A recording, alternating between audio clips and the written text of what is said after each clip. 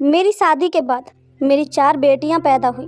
जब 5वीं बार मैं गर्भवती हुई तो मेरी सास बोली, इस बार अगर बेटी पैदा की तो हम तुझे घर से निकाल फेंकेंगे। मैं हर वक्त इसी टेंशन में रहती और दिन रात यही प्रार्थना करती थी कि बेटा पैदा हो। एक दिन नौकर बोला, बहन रोज कच्चा अंडा खाया करो। मैं शर्त लगा के कहता हूँ बेटा ही पैदा होगा। मैं रोज़ाना एक कच्चा अंडा खाकर सोने लगी, मगर जब डिलीवरी के वक्त बच्चा पैदा हुआ तो मेरे होश ही उड़ गए, क्योंकि वहाँ तो नौकर का मेरा नाम जायरा है। मेरी शादी को 5 साल हो गए थे। मेरी शादी एक बहुत ही अमीर ख़ानदान में हुई थी। मेरे माँ बाप ने ना इस ख़ानदान के लोगों को देखा और ना ही किसी और बात को। बस इसी बात पर खुश हो गए कि बहुत बड़ा घर मिला है और इकलौता बेटा है, और जहाँ बेटे इकलौते हों वहाँ सारी जिम्मेदारियाँ भी बहू पर ही बढ़ जाती हैं। इस घर में किसी चीज़ की कमी नहीं थी, लेकिन एक बात ने जीना हराम कर रखा था कि मुझे इस घर का वारिस पैदा करना था। मैं शादी के पहले साल ही गर्भवती हो गई। मैं बहुत ज़्यादा खुश थी, लेकिन ये हमारी ज़िंदगी का दस्तूर है कि औरत से उम्मीदें कभी ख़त्म नहीं होती हैं। पहले अच्छी पढ़ाई करो, फिर अच्छी शक्ल सूरत की ख्याल करो, उसके बाद पूछा जाता है कि उसकी शादी होगी या नहीं। शादी हो गई तो माँ बनी है या नहीं, और अगर माँ नहीं है तो बेटे की माँ बनी है या बेटी की, और अगर बेटी हुई है तो बेटा क्यों नहीं हुआ। औरत की सारी ज़िंदगी यही सब करने और सुनने में गुजर जाती है। मुझे भी अल्लाह ने बेटी से नवाजा। मैं बहुत खुश थी, क्योंकि ऐसे लोग भी थे जिनको शादी के 10 साल बाद भी कोई बच्चा नहीं हुआ था। लेकिन मेरी सास और पति बिल्कुल भी खुश नहीं लग रहे थे। फिर भी उन्होंने अपनी नाराज़गी को बयां नहीं किया, लेकिन ना जाने किस्मत ने मेरे लिए क्या सोच रखा था। मेरे घर में एक एक करके 4 बेटियां पैदा हो गईं। इस घर को एक हवेली कहना और ज़्यादा उचित होगा। इस हवेली का एक नौकर भी था, जिसे सब अबील कहा करते थे। एक वही था इस बड़े से घर में जो मेरा दर्द समझता था। वो कहता था कि खुदा ने तो आपके घर में रहमत दी है। वही अक्सर ये खबर बाहर सुनाने आता कि बेटी हुई है, और बदले में मेरे पति से थप्पड़ भी खा लेता। आखिर 2 बेटियों के बाद भली भांति मेरे पति और मेरी सास ने बहुत ज़्यादा गुस्सा किया, मुझे भी बातें सुनाई, और कई हफ्तों तक उनका मूड सही नहीं था। अब तो मेरा पति अपनी बेटियों को प्यार भी नहीं किया करता था। मेरी सास उनको अपने पास भी भटकने नहीं देती थी। उनसे ऐसे व्यवहार करती थी जैसे वो उनको हाथ लगाएंगी तो उसके हाथ गंदे हो जाएंगे। मैं बहुत परेशान रहती। इस घर में मेरी बेटियों को हर सुविधा मिलती थी। वो अच्छे स्कूल में जा रही थी और अच्छा खाती थी, लेकिन कोई उनसे प्यार नहीं किया करता था। इसी वजह से मेरी बेटियां बहुत जिद्दी और चिड़चिड़ी होती जा रही थी। अब तो मैंने भी अल्लाह से दुआ करना शुरू कर दिया कि 4 बेटियों के बाद एक बेटा दे दे, क्योंकि मैं भी चाहती थी कि खुदा मुझे बेटा देकर कृपा करे। लेकिन चौथी बेटी के बाद 2 साल जाने के बावजूद भी मैं गर्भवती ना हो पा रही थी। एक तो ये कि 4 बेटियों की माँ थी, और अब गर्भवती ना होना, मुझे बहुत घटिया बातें सुननी पड़ रही थी। मैं बहुत टेंस रहती थी। जब इंसान बहुत परेशान होता है तो उसे जो भी मिलता है वह उसे अपने दिल की बात बता देता है। उसी तरह मैं अपने नौकर अविल से अपने दिल की बात कह दिया करती कि मैं आजकल बहुत टेंस में हूँ। बस यूँ समझिए कि मैंने अविल को अपने बारे में सब कुछ बता दिया था कि मुझे क्या अच्छा लगता है, क्या बुरा लगता है, क्यों टेंशन में रहती हूँ। लेकिन अविल ने मुझे अपने बारे में कभी कुछ नहीं बताया। वैसे भी मुझे जानने का कोई शौक़ भी नहीं था। वो एक नाखुश इंसान था, उम्र में मुझसे छोटा था, इस घर और ख़ानदान का बहुत पुराना वफादार था। उसके बाप दादा भी यहीं पर नौकर के तौर पर काम किया करते थे। मैं दिन रात दुआओं की मन्नत मांगती थी, और फिर अल्लाह ने मुझ पर करम किया। 5वीं बार मैं गर्भवती हो गई। मैं बहुत खुश हुई थी। इसी बात पर खुशी थी कि अल्लाह ने मुझे एक उम्मीद दी है, नहीं तो अगर ऐसा ना होता तो बहुत बुरा हो जाता। मैं जब भी गर्भ से होती तो मेरे गर्भ के 9 माह में मेरा पति मेरी सास मेरे साथ बहुत आराम और कद्र से, उनकी उम्मीद होती कि सब ठीक होगा और खुदा हमको बेटे रूप में वारिस देगा। वो इस बेटा बेटी की चाल में ऐसे फंसे थे कि वो डॉक्टर से भी पता नहीं करवाते थे कि उनके यहाँ बेटा आने वाला है या बेटी। वो कहती थी कि डिलीवरी के वक्त पर ही पता चलेगा। शायद उसके पीछे भी कोई डर था। एक दिन मैं अपने कमरे में बैठी थी कि मेरी सास मेरे कमरे में आई। पहले मुझसे मेरी सेहत के बारे में पूछा और फिर मुझे कहा, देखो अगर इस बार तुम्हारा बेटा ना हुआ तो हमें कुछ ऐसा करना पड़ जाएगा जिसकी तुमको हमसे उम्मीद नहीं होगी। मैंने पूछा कि ये आप क्या कह रही हैं? क्या करेंगी? मेरी सास ने कहा कि हम तुम्हें इस घर से निकाल देंगे। मैं बहुत ज़्यादा टेंशन से घबरा गई और मेरी आंखों से आंसू ही बाहर आ रहे थे। मैंने कहा कि इस घर के अलावा मेरा है ही कौन? मेरे माँ बाप तो इस दुनिया में नहीं रहे, बहन भाई भी कोई नहीं है। अगर आप मुझे घर से निकाल देंगे तो मैं अपनी बेटियों को लेकर कहाँ जाऊँगी? मेरी सास ने कहा कि यह हमारा मसला नहीं है, इसलिए दुआ करो कि तुम्हारा बेटा ही पैदा हो। अगर तुम्हारे यहाँ बेटा पैदा हुआ तो तुम इस हवेली में रानी बनकर राज करोगी और मैं भी तुम्हें बहुत ज़्यादा खुश रखूँगी। तुम्हारी बेटियाँ और तुम जो चाहोगी तुम्हारे सामने हाजिर कर दिया जाएगा। लेकिन अगर तुम्हारे यहाँ बेटा पैदा नहीं हुआ तो फिर समझो कि तुम्हें आसमान से उठाकर ज़मीन पर फेंक दिया जाएगा। मैं अपने बेटे की दूसरी शादी करवा दूंगी। मैं बिल्कुल फैसला कर चुकी हूँ। मैंने तुम्हें 5 मौके दिए, अगर 5 मौक़ों के बाद भी तुम हमें एक बेटा ना दे सकी तो इसमें तुम्हारी गलती है। हम लोग तो फैसला कर चुके हैं। मेरी सास के दिमाग में जो कुछ आया उन्होंने मुझे सुना दिया। यहाँ तक कि ये भी कह दिया कि अगर बेटा पैदा नहीं हुआ तो उसी दिन अपनी 5 बेटियों के साथ लेकर इस हवेली से तुम्हें जाना होगा। मैं हैरान रह गई थी, वो इतना जालिम कैसे हो सकती हैं? अच्छी तो ये मेरे साथ कभी भी नहीं थी, लेकिन इतना सब कुछ ये लोग मेरे साथ कैसे कर सकते थे? अवील को कुछ देर पहले मैंने जूस बनाने का कहा था, वही देने शायद कमरे में आ रहा था जब उसने मेरी सास की बातें सुन ली और मुझे रोते हुए भी देख लिया। जब वह कमरे में आया तो मेरे आंसू इस तरह से बह रहे थे कि मैं उनको रोक नहीं सकी। अवील ने जूस एक तरफ रखा और हाथ बांधे खड़ा हो गया। उसने सिर झुका लिया। मैंने अपने आंसू साफ किए। उसने कहा, बहन, मैंने सब कुछ सुन लिया है। कितने बड़े ही जालिम लोग हैं। इनके बाप दादा भी ऐसे ही थे और उनके ख़ानदान को कोई श्राप है कि कई सालों तक उनके ख़ानदान में बेटे ही पैदा नहीं होता। बड़े साहब भी तो बड़ी बीवी की शादी के 10 साल बाद पैदा हुए थे। मैं हैरान हुई कि मेरी सास 10 साल तक बच्चा पैदा ना कर सकी। उनको क्या महसूस हुआ होगा? वही जो अब मुझे महसूस हो रहा है। फिर क्या वो मेरा दर्द नहीं समझ सकती? और मैंने तो इस घर को औलाद भी दी थी। ऐसा तो नहीं था कि मैं बिल्कुल ही बांझ थी। बहन, मैं आपको एक तरकीब बताता हूँ। ये बड़ा पुराना नुस्खा है। हमारे बड़ों का सबको इसका भरोसा है। इस नुस्खे से और कुछ ज़्यादा करना भी नहीं, सिर्फ रात को सोते हुए कच्चा अंडा आपको खा लेना है। मैं शर्त लगाकर कहता हूँ कि आपके यहाँ बेटा ही पैदा होगा। मैंने अबीर को कहा कि तुम ये कैसी बातें कर रहे हो? इस तरह बेटा कैसे पैदा हो सकता है? अबील ने कहा, आपने भी जहाँ इतना कुछ कर लिया वह ये भी करके देख लें। अगर बेटा पैदा नहीं हुआ तो मेरा नाम बदल दीजिएगा। अमीर लोगों में एक बड़ी खामी होती है कि जब वो बहुत ज़्यादा परेशान होते हैं तो अपने अनपढ़ और नासमझी नौकरों के दिए राय में भी आ जाते हैं और ये भी नहीं सोचते कि वो जो राय दे रहे हैं उसके पीछे कोई भी कारण है या नहीं। मैंने भी अबील की बात मान ली और उसे कहा कि रोज़ रात को कच्चा अंडा पीकर सोया करूँगी। अगर मैं किसी दिन भूल गई तो तुम मेरे लिए अंडा लेकर आना। अवील ने कहा कि मैं ये काम अपनी जिम्मेदारी समझकर करूँगा और मुझे यकीन है कि इस बार आपको बेटा ही होगा।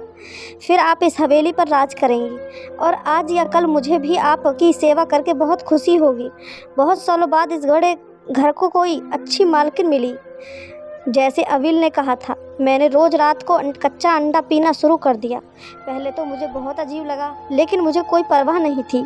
इसका स्वाद कैसा था ये करना अजीब काम था, पर मुझे किसी भी तरह बेटे की माँ बनना था। यही मेरा मकसद बनकर रह गया था। अगर मैं किसी दिन भूल जाती तो अवील खुद मेरे लिए दूध देने के बहाने अंडा भी ले आता। मेरे पति को उसकी बात की कोई खबर नहीं थी, लेकिन एक दिन मेरे पति ने ये देख लिया और उसने कहा कि ये अंडा तुम्हारे लिए आया है। तो मैंने कहा कि उबला हुआ अंडा है। आपकी मम्मी ने कहा है कि रात को दूध के साथ एक अंडा खाया करो। फिर मेरा पति हंसा और कहने लगा कि हाँ, ये भी दुआ किया करो कि तुम्हारा बेटा पैदा हो, वरना खाना पीना तुम्हारे किसी काम नहीं आएगा। कभी कभी मुझे ये सोचकर बहुत तकलीफ़ भी होती है कि मेरा शौहर भी मेरा साथ नहीं देता, मेरे लिए कुछ नहीं कर सकता, लेकिन कम से कम मुझे तसल्ली तो दे सकता है। अगर मुझे उसका थोड़ा सा साथ मिल जाता तो शायद टेंशन फ्री रहती। लेकिन अब सच तो ये था कि मुझे उससे किसी भी चीज़ की उम्मीद नहीं थी। उसने मुझे अपना हमसफ़र नहीं समझा। उसने मुझे बच्चा पैदा करने की मशीन समझा था। उसको मुझसे बेटा जो चाहिए था। मैंने प्रार्थना की कि मुझे बेटा ही पैदा हो, जिसको मैं उसके हवाले करके ये कह सकूं कि जो तुम्हें चाहिए था वो तुम्हें मिल गया, लेकिन मुझे तुमसे कोई प्यार नहीं है। और हम सिर्फ नाम के मियाँ बीवी हैं। मैं इस दिन का इंतज़ार कर रही थी। मैं उसे ये कहना चाहती थी कि मेरे अंदर इन 5 सालों में बहुत नफ़रत भर गई थी। मैंने फिर भी किसी तरह सब कुछ बर्दाश्त किया, क्योंकि मैं बेटियों की माँ थी। सच कहा गया है कि औरत की इज्जत मर्द से ही होती है। अगर वो बेटे की माँ बने तो उसको ज़्यादा इज्जत मिलती है। एक दिन मैंने उस घर में बहुत कुछ अजीब होते हुए सुना कि मेरा पति गुस्से से चिल्ला रहा था कि अबील कहाँ है। पता चला कि वह घर नहीं था। जाने वो कहाँ गायब हो गया। आज तक कहीं नहीं गया था। आज मेरे गांव में बहुत ज़रूरी दोस्त आ रहे थे। मुझे इतने सारे काम हैं और ये कहाँ चला गया है। मैं भी सोचने लगी कि आखिर अबील गया कहाँ है, लेकिन वो रात से पहले वापस आ गया। उसको मेरे पति ने बहुत डांटा, पर उसने सारे काम वक्त पर कर डाले। जब वो रात को वापस आया तो मैंने उससे पूछा कि तुम कहाँ गए थे, तो उसने बताया कि बस मैं किसी से मिलने चला गया था। लेकिन मुझे ऐसा लगा कि वो झूठ बोल रहा था। जैसे अबील ने कहा था, मैं रोज़ाना रात को एक कच्चा अंडा खाया करती थी और साथ ही खुदा से प्रार्थना भी किया करती थी। मेरी सास अक्सर लोगों से बातें करते हुए कह रही थी कि हाँ, इस बार उम्मीद है, बस दुआ करो बेटा हो जाए, नहीं तो उसका किस्सा तो मैं तमाम कर दूंगी। बस बहुत झेल लिया है इस औरत को। एक दिन मैंने अपने पति से सवाल किया कि अगर इस दफ़ा भी हमारे यहाँ बेटी पैदा हुई तो क्या सच में आप मुझे घर से निकाल देंगे? मेरे पति ने 2 पल मुझे देखा और फिर इस दुनिया की इस सबसे घटिया बात कह डाली। उसने कहा कि इस घर में मेरी मम्मी का हुक्म चलता है। अगर मेरी माँ कहेगी कि तुम्हें इस घर से जाना है तो मैं तुम्हें तलाक दे दूँगा, तो फिर सच में तुम्हें इस घर से जाना ही होगा। मेरे पति ने ये बात इस बहुत ही आराम से कही थी, जबकि इस बात ने मेरे दिल में बहुत हलचल मचा दिया था। लेकिन मैं और कुछ न बोली और इतना कहा कि ठीक है, जैसे आपको सही लगे। आखिर ये आपकी ज़िंदगी है, आपकी हवेली है और बच्चे भी आप ही के हैं। एक दिन मैंने कुछ ऐसा देखा कि मेरे होश ही उड़ गए। रात का वक्त था। ये वही टाइम था जब अबील मेरे लिए अंडा लेकर आया करता, लेकिन आज उसे आने में देर हो गई थी। मुझे नींद आ रही थी। मैं चाह रही थी कि वह जल्दी से खाकर सो जाऊं। मेरे आखिरी दिन चल रहे थे। मुझे सुबह से ही तबीयत में कुछ अजीब सा लग रहा था। मुझे बहुत ज़्यादा नींद आ रही थी। मैं बार बार घड़ी की तरफ देखती, लेकिन वक्त है कि गुजर ही नहीं रहा था और अबील भी नहीं आ रहा था। फिर सोचा कि खुद ही चली जाती हूँ, देखती हूँ कि वो कहाँ क्या कर रहा है, और अगर कहीं नहीं है तो खुद ही किचन में खड़े होकर अपना काम करके वापस आ जाऊँगी। जब मैं जाने लगी तो मेरे पति ने मुझसे पूछा कि उस वक्त कहाँ जा रही हो? तो मैंने कहा कि मैं ज़रा टहलने जा रही हूँ, मेरी टांगों में बहुत ही खिंचाव है, थोड़ा चलूँगी तो आराम मिलेगा। उसने कहा कि ठीक है जाओ। वो खुद कोई किताब पढ़ने बैठा थे। जब मैं किचन की तरफ आई तो किचन की खिड़की से मैंने कुछ देखा जिसको देख के मेरे होश का ठिकाना ना रहा। मैं हैरान हुई कि सामने एक ट्रे रखी थी जिसमें दूध का गिलास रखा था और अबील के हाथ में अंडा था, जिस अंडे पर वो कुछ पढ़ के फूंक रहा था। फिर अंडे को उसने ट्रे में रखा और उसे उठाकर बाहर आने लगा कि उसका मुझसे सामना हो गया। मुझे देखकर वो ऐसे डरा जैसे कोई चोर पुलिस को देखकर डर जाता है। कहने लगा कि बहन जी, आपके कमरे में ही आ रहा था, ये इसको खा लें। मैंने उससे ये नहीं कहा कि मैं उसे ये सब करता देख चुकी हूँ। मैंने कहा कि तुम जो कर रहे थे मैंने देख लिया। क्या कर रहे थे तुम? क्या तुम मुझ पर कोई जादू कर रहे हो, या तुम्हें ये करने के लिए किसी और ने कहा है? कहीं ये तुम्हें ये करने के लिए मेरी सास ने तो नहीं कहा? वह जानबूझकर मुझ पर कुछ ऐसा टोना करवाती है जिससे बेटी पैदा होगी, ताकि मुझे इस घर से निकालकर अपने बेटे की दूसरी शादी अपनी भांजी से करवा सके।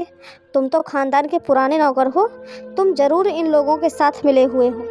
इस हवेली में तो जाने कितनी आती और कितनी जाती होंगी। मैं भी इस घर की एक औरत, जो आज है कल नहीं, जो जिए या मरे इससे क्या फ़र्क पड़ता है? तो फिर एक नौकर मेरे लिए इतना खुला बर्ताव कैसे रख सकता है? मैं पागल थी, तुम्हारी बातों में आ गई। मेरे मुंह में जो आ रहा था मैं बोलती चली जा रही थी। वो बार बार ना में सिर हिला रहा था। ऐसा कुछ नहीं है, मैं गद्दार नहीं हूँ, हाथ जोड़कर विनती कर रहा था, लेकिन मुझे कोई फ़र्क नहीं पड़ रहा था। मैंने ट्रे को हाथ मारा और अंडा और दूध नीचे गिर गया। शोर सुनकर मेरा पति भी सीढ़ियों तक आ गया। मैं अपने पति को कहने लगी कि इस शख्स को इस घर से निकाल दो। तभी अचानक मेरे पेट में बहुत तेज़ दर्द हुआ और मैं लड़खड़ा गई। फिर मेरा पति मेरी तरफ बढ़ा और दाई को बुलाया गया। मेरी अभी तक की सारी डिलीवरी घर में ही हुई थी, लेकिन इस दफ़ा मेरी हालत बहुत ख़राब थी। उन्होंने कहा कि ये बस का केस नहीं है, उसकी तबीयत बहुत ख़राब है, ये मर जाएगी, इसको अस्पताल ही ले जाओ। मेरा पति सबके खिलाफ था, लेकिन मेरी जानपन बनी। मेरा पति जल्दी मुझे अस्पताल लेकर गया। जब डिलीवरी का वक्त आया और मैंने अपनी औलाद को देखा तो मुझे बहुत दुख हुआ, क्योंकि वो भी एक बेटी थी। मैं बुरी तरह फूट फूट कर रोने लगी। डॉक्टर भी हैरान रह गए जब अचानक वहाँ एक औरत आई और उसने मेरी बेटी को उठाकर वहाँ पर एक बेटा रख दिया। मैं हैरान रह गई, क्योंकि मैंने उस औरत को पहले कभी नहीं देखा था। उस औरत ने कहा कि मैं अवील की बीवी हूँ, और जब आपको अल्लाह ने उम्मीद दी थी, उन्हीं दिनों मुझे भी उम्मीद मिली। मेरे 4 बच्चे हैं, सारे के सारे ही बेटे हैं।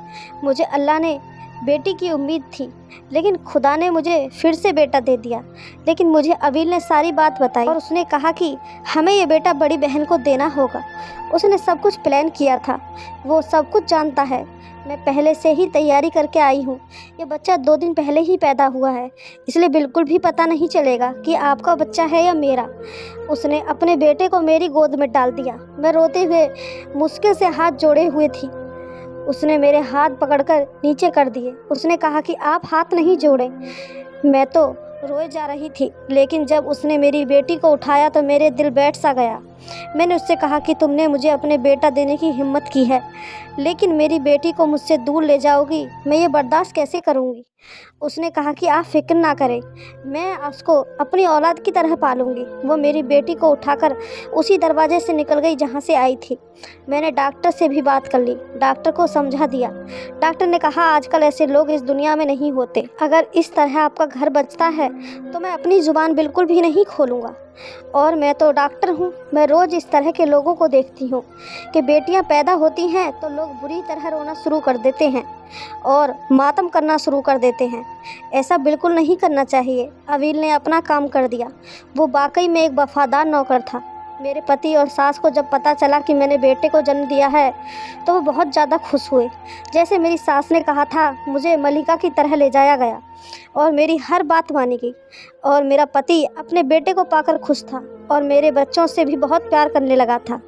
आज मेरी तबीयत पहले से बेहतर हुई और मैं घर आ गई। मैंने अवील से कहा कि मुझे माफ़ कर दो, मैंने जाने तुम्हें क्या क्या नहीं कहा।